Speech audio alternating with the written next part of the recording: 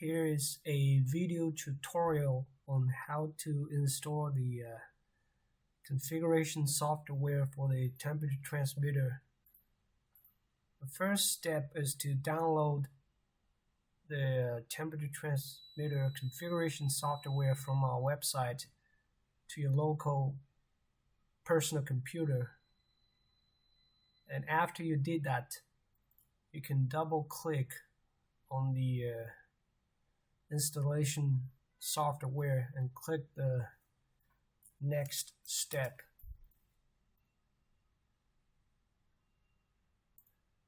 In a couple of seconds, the installation will be completed, and you can start the software from the icon from your personal PC. And after that, you can connect the temperature transmitter to your computer using the special configuration kit.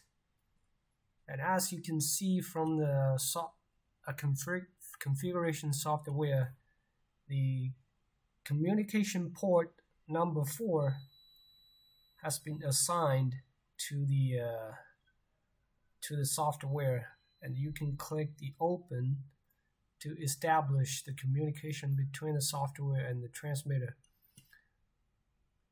As I'm using a 2-channel temperature transmitter for the video tutorial, you can see the input for the both channel is PT100.